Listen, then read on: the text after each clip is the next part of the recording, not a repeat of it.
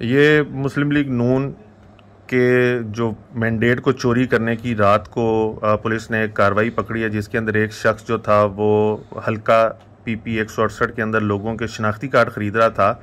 उसकी जो सबसे लेटेस्ट गुफ्तगू थी वो PTI के रहनुमा हाफिज़ फ़रज साहब के साथ है, जो इमरान खान के बहुत करीबी साथी हैं और अक्सर TV के ऊपर भाषण देखे जा सकते हैं। और वो इस बात से डिनाइल भी नहीं देख सकते। अगर आप देखें तो ये उनका ज़ाती नंबर है और उनकी अपनी तस्वीर लगी हुई है, जिसके अंदर वो बड़ा मुस्कुरा के इमरान खान साहब को देख रहे हैं।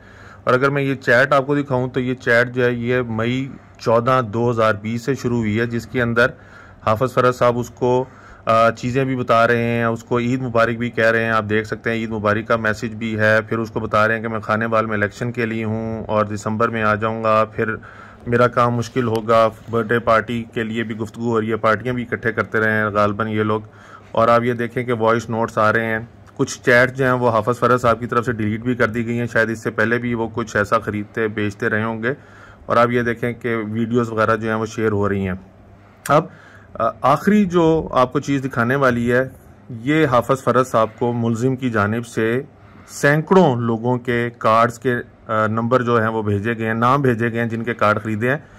UC 229 में उसने इतने लोगों के कार्ड ख़रीदे हैं, UC 243 में उसने कार्ड ख़रीदे हैं, UC 242, 231, 230 में ये सारे कार्ड्स ख़रीदे हैं। वार्ड नंबर 7 के उसने कार्ड ख़रीदे हैं।